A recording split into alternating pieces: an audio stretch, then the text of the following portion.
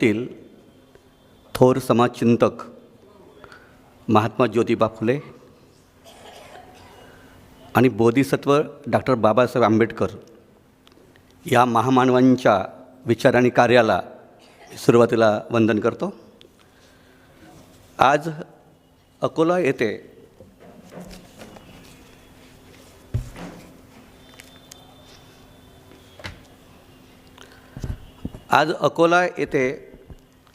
Doctor Babasaheb Ambedkar प्रबोधन सभाच्या वतीनं जी व्याख्यानमाला इथं संपन्न होत आहे, या व्याख्यानमालेमध्ये ज्यांनी मला पाचारण केलं ते आदरणीय PJ वानखेडे सर, ज्यांनी ही व्याख्यानमाला अत्यंत जाणीवपूर्वक आणि गंभीरपणे इथं आयोजित केलेली आहे.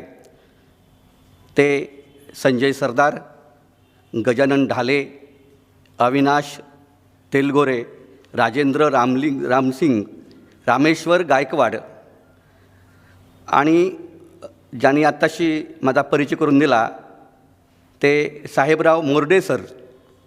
या कार्यक्रमाचं खूप चांगलं संचालन करणारे अरुण वानखडे, या विचारपीठाच्या समोर बसलेले माझे अत्यंत जवळचे मित्र आणि प्रसिद्ध साहित्यिक व समीक्षक प्राचार्य Bhaskar Patil sir, doctor Ashok Igade sir, doctor Kailas Wankhede sir आणि सर्व बंधू आणि भगिनींनो, आज माझा विद्यार्थी, मी B.Ed कॉलेजला प्राध्यापक होतो आणि एक माझा विद्यार्थी, अत्यंत गरीब असलेला विद्यार्थी, तो शिक्षणातून पुढे आला आणि लातूरच्या नामांकित महाविद्यालयामध्ये स्वतःच्या कर्तृत्वानं त्यांनी नोकरी केली. गुणवत्ता त्यांनी सिद्ध केली आणि कर्तृत्वाने त्यांनी नोकरी केली. तो तिथे स्वतः स्थिर झाला कॉलेजमध्ये आणि त्यांनी आपला गुणवत्तेच्या जोरावर नामांकित अशा शाहू कॉलेजमध्ये स्वतःचं अस्तित्व निर्माण केलं. तो माझा विद्यार्थी अरुण गवडी, त्याच्यासोबत मी इथं आलो आहे. त्यानेच मला इथपर्यंत आणलं. त्यासाठी त्यांनी सुट्टी टाकलेली आहे. म्हणजे विद्यार्थ्यांनी प्राध्यापकाच्या व्याख्यानासाठी सुट्टी टाकून अकोल्यापर्यंत यावं आणि सर तुम्ही काळजी करू नका, मी तुम्हाला अगदी व्यवस्थित वेळेवर पोचवतो, म्हणून तो माझा विद्यार्थी समोर बसलेला आहे. त्याच्यासाठी तुम्ही सर्वांनी टाळ्या वाजवल्या पाहिजे की गुरुवर त्याचं किती प्रेम आहे. तर तो माझा विद्यार्थी अरुण गवडी आणि सर्व बंधू आणि भगिनींनो, साधारणतः डिसेंबरच्या पहिल्या आठवड्यामध्ये मला भास्कर पाटील सरांचा फोन आला आणि ते मला म्हणाले की अकोला नगरीमध्ये 3 दिवसाची अत्यंत चांगली व्याख्यानमाला असते आणि या निमित्ताने तुम्ही बोललं पाहिजे. तर मी म्हटलं काही हरकत नाही, मी येईल. आणि मग त्यांनी विषय मला 5 विषय मागितले. 5 विषय तुम्ही विषय सांगा. तर मी 5 विषय दिले आणि मग या व्याख्यानमालेचे मुख्य संयोजक PJ वानखेडे सर आणि निर्णय घेतला आणि राष्ट्रीय शिक्षण धोरण आणि बहुजनाचे शिक्षण हा विषय निश्चित केला. त्यानंतर वानखेडे सरांचे वारंवार मला फोन आले आणि या दृष्टीनं मी आलं पाहिजे या दृष्टीने त्यांनी प्रयत्न केले. मला खूप आनंद झाला की ही व्याख्यानमाला गेल्या 16 वर्षापासून चालू आहे आणि अखंडित चालू आहे. या व्याख्यानमालेमध्ये अनेक चांगले वक्ते येऊन गेलेले आहेत आणि अगदी निष्ठेने ही व्याख्यानमाला चालू आहे. अकोला नगरीचं वैभव आहे ही व्याख्यानमाला, म्हणजे की यामधून विचाराचं मंथन होत असते. म्हणजे फुले आंबेडकरी चळवळीचं सर्वात मोठं बलस्थान काय असेल तर बलस्थान हा विचार आहे आणि हा विचार समाजापर्यंत गेला पाहिजे. या अत्यंत आस्थेने आपण गेल्या 16 वर्षापासून ही व्याख्यानमाला घेत आहात, याचा मला खूप आनंद आहे. मला एक बाब सांगितली पाहिजे की PJ वानखेडे सर जे आहेत या व्याख्यानमालेचे संचालक, त्यांनी मला व्हॉट्सअपवर पत्र लिहिलं आणि पत्र हे आपण जे पत्र लिहितो आता सोशल मीडियावर टाईप केलेलं नाही, स्वतःच्या हस्ताक्षरामध्ये पत्र पाठवलं. ते पत्र वाचून मी फार गदगदून गेलो की हे जे व्यक्तिमत्व आहे PJ वानखेडे नावाचं व्यक्तिमत्व आपल्या अकोला नगरीमधलं, यांचा मला खूप परिचय नव्हता.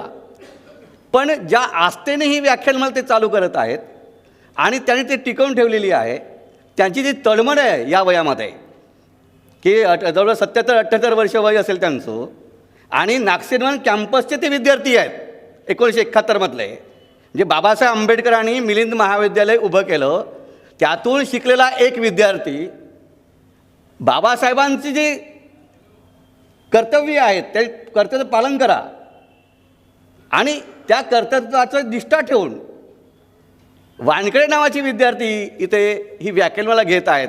खऱ्या अर्थानं बाबासाहेब आंबेडकरांच्या विचाराचं जे काम आहे ते काम गतीनं नेण्याचं काम जर कोण करत असेल तर आदरणीय PJ वानखेडे सर करत आहेत. यामुळे त्यांच्या व्यक्तिमत्वाबद्दल मला खूप आदर आहे आणि त्यांनी वारंवार मला बोलवल्यामुळे मला या व्याख्यानमालेमध्ये येता आलं आणि मला आनंद आहे. मला माहीत आहे की वेळ फार कमी आहे, आपण 8 वाजेपर्यंत बोलावं अशी सूचना आलेली आहे. या अनुषंगाने मी मांडणी करणार आहे. आता जो विषय आपण घेतलेला आहे राष्ट्रीय शिक्षण धोरण आणि बहुजनाचे शिक्षण, या विषयावर गेल्या तब्बल 5 वर्षापासून मी अत्यंत बारकाईने अभ्यास केलेला आहे आणि हा माझ्या अत्यंत आस्थेचा विषय आहे आणि व्याख्यानाचा विषयच होऊ शकत नाही. हा खरं म्हणते का शिबिराचा दिवसभरचं शिबिर, त्यावर एक एक विषय घेऊन त्यातले उपविषय घेऊन त्यावर सखोल चिंतन करावं, इतका गंभीर आणि अत्यंत आस्थेचा, विशेषतः फुले शाहू आंबेडकरी विचारांचे जे पायक आहेत त्यांनी हा विषय अत्यंत गांभीर्यानेच घेतला पाहिजे, इतका हा मौलिक विषय आहे. हा जेव्हा विषय सुरू झाला तो कालखंड आहे 2020चा. 2020मध्ये केंद्र शासनाने पहिल्यांदा हे विधेयक पारित केलं राष्ट्रीय शिक्षण धोरणाचं.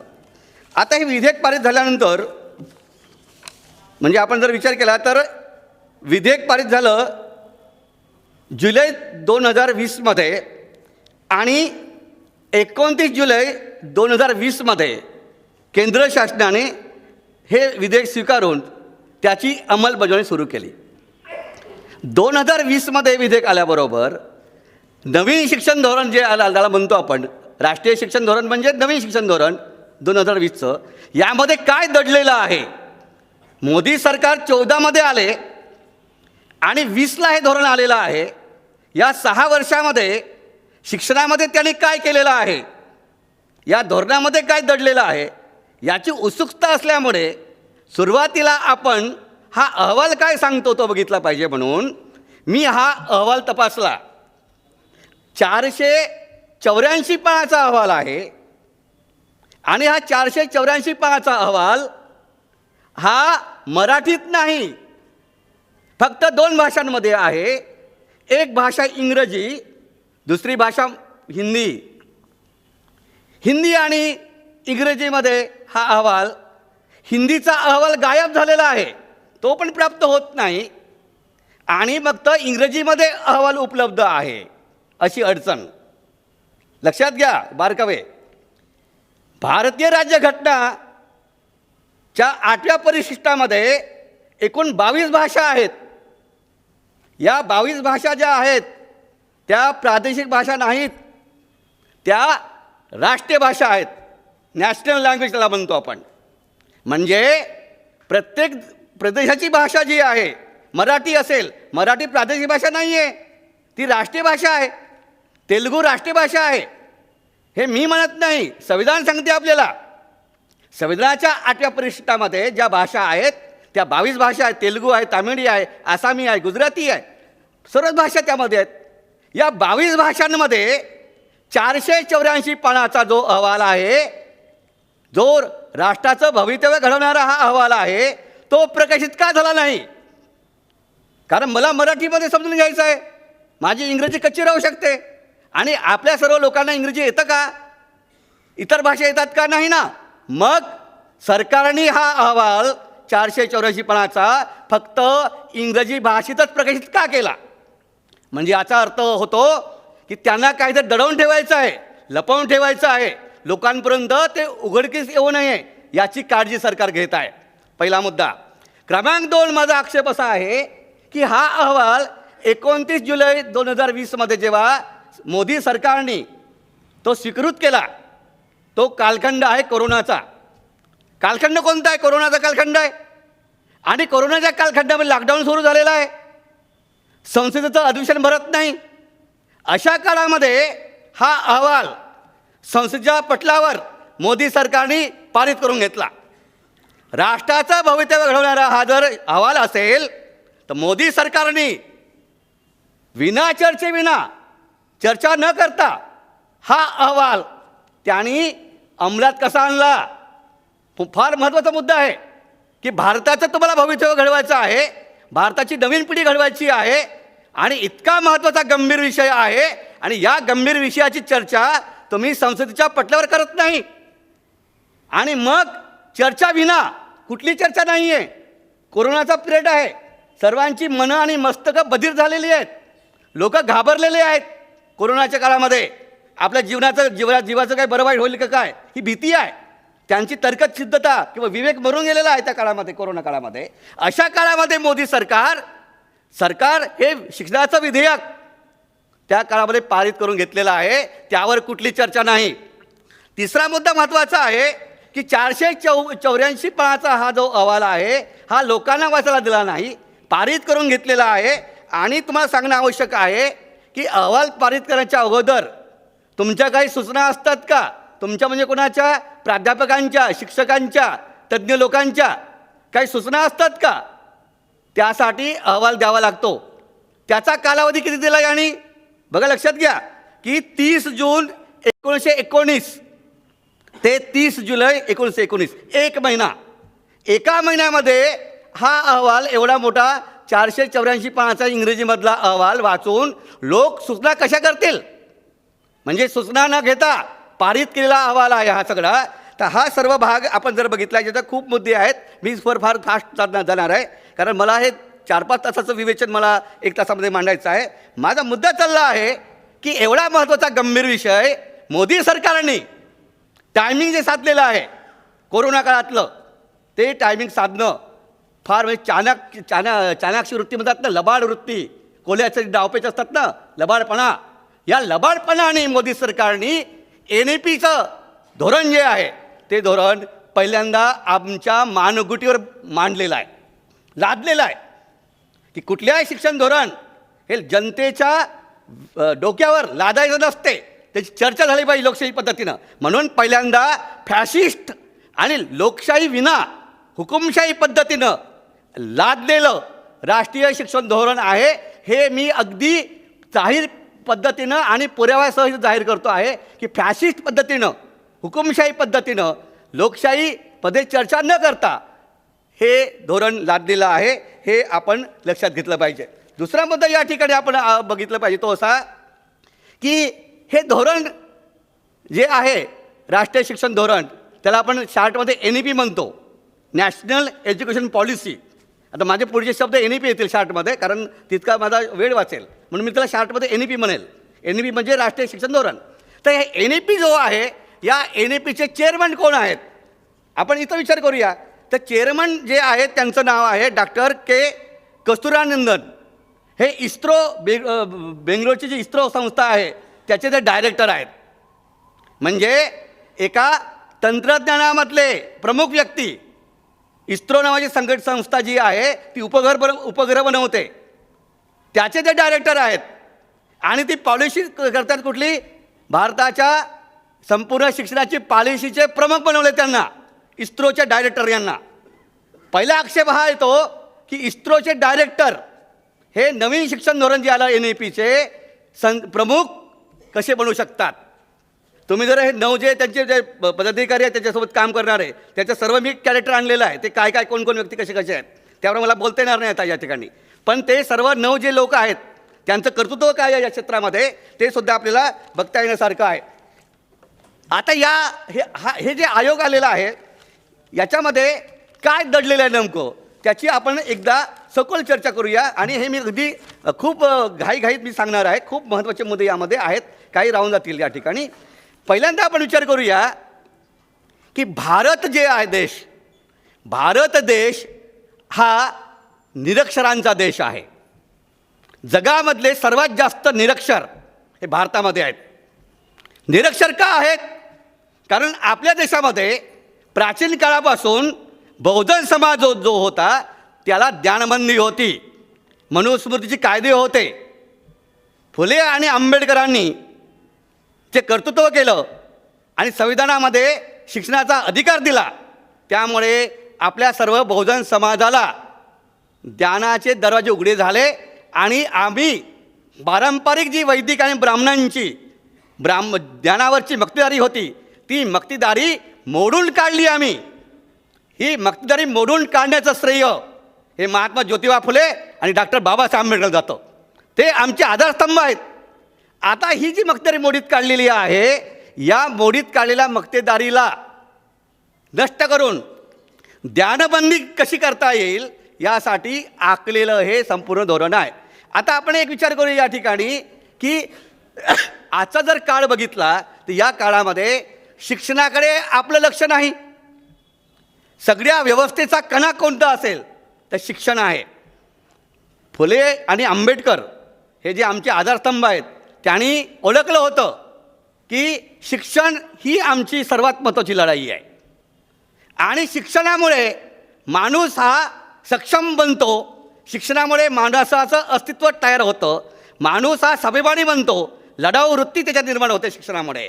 आणि म्हणून मग ही लढाऊ वृत्ती, स्वाभिमानी वृत्ती नष्ट करून हा जो वर्ग आहे शिक्षणामुळे सक्षम झालेला वर्ग, त्याला गुलामीत कसं ढकलता येईल यासाठी हा संपूर्ण धोरणाचा आराखडा तयार केलेला आहे. त्याची सूत्रबद्ध मांडणी आपल्याला करता येऊ शकते.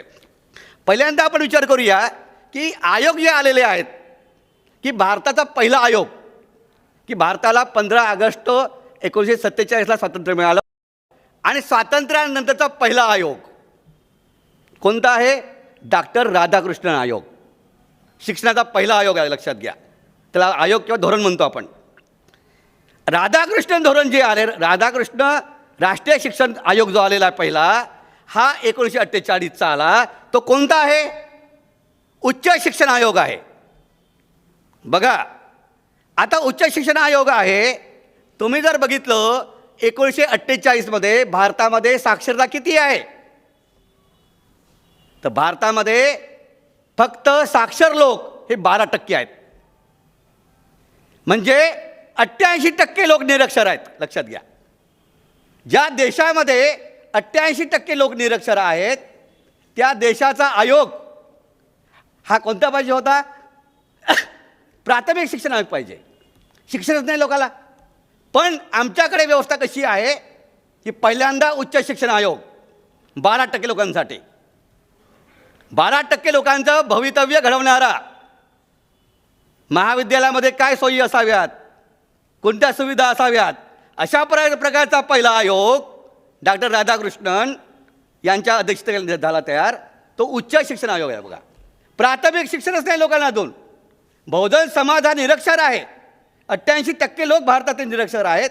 आणि कुठला आयोग बसला? राधाकृष्ण आयोग. काँग्रेसचं सरकार जरी असलं, काम कोण करत आहे त्या ठिकाणी? काम ही RSS प्रणित ब्राह्मणी व्यवस्था करत आहे, लक्षात घ्या. हा आयोग आला. प्राथमिक शिक्षणाचा पहिला आयोग हा कधी आला माहीत आहे आपल्याला? हा आला तब्बल 17 वर्षांनी. स्वातंत्र्य प्राप्तीच्या 17 वर्षांनंतर आयोग आला. त्याचं नाव आहे डॉक्टर कोठारी आयोग. 1964चा आयोग आहे. आता कोठारी आयोग जो आहे 64मध्ये आला, ते कोण होते कोठारी? तर त्यांचं नाव आहे दौलतसिंग कोठारी. DS कोठारीला म्हणतात शॉर्टमध्ये, दौलतसिंग कोठारी. हे त्यावेळेस युनिव्हर्सिटी ग्रँट कमिशन, विद्यापीठ अनुदान आयोग जे आहे, संपूर्ण देशातल्या उच्च शिक्षणाचं पूर्ण नेतृत्व करणारं विद्यापीठ अनुदान आयोग, त्याचे अध्यक्ष होते. कोठारी हा अत्यंत फुले आंबेडकरांना मानणारा व्यक्ती होता. कोठारी यांचं संविधानावर खूप प्रेम होतं.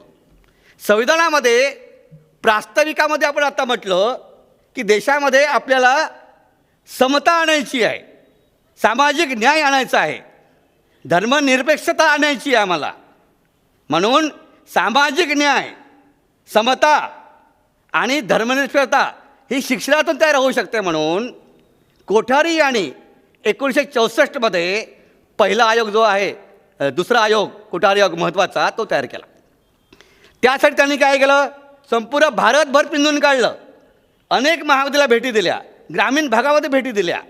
आणि कोठारी आयोग हा पहिला अत्यंत महत्त्वाचा क्रांतिकारक आयोग, या संपूर्ण देशामधला पहिला क्रांतिकारक आयोग जर कुठला असेल तर तो डॉक्टर कोठारी आयोग आहे. कोठारी आयोगाने म्हटलं की भारताचा समाज घडवायचा असेल तर तुम्हाला संविधानामध्ये जे तरतूद केलेली आहे सामाजिक न्यायाची, आरक्षणाची, त्याची अंमलबजावणी करणं आवश्यक आहे. समता प्राप्त झाली पाहिजे. वंचित वर्ग जो आहे, बहुजन वर्ग, वंचित वर्ग, तो वंचित वर्ग, वंचित समाज तो शिक्षणामध्ये आला पाहिजे, या आस्थेने तयार केलेला आहे. आणि कोठारी आयोगामुळे आपल्या ज्या नोकऱ्या मिळाल्या, आपलं जे शिक्षण मिळालं, तर मला आश्चर्य वाटेल की 64चा हा आयोग आहे कोठारी, तो 66मध्ये तयार झाला. 2 वर्ष. 66मध्ये तेव्हाची इंदिरा गांधी होत्या, म्हणजे लालबहादूर शास्त्री पंतप्रधान असताना आयोग स्थापन झाला. नंतर लालबहादूर शास्त्री मरण पावले. 64मध्ये तो जो आयोग आहे तो 66मध्ये तो स्वीकारला. 66मध्ये स्वीकारल्यानंतर 2 वर्ष कोठारी आयोगावर चर्चा झाली. लक्षात घ्या, 2 वर्ष लक्षात घ्या.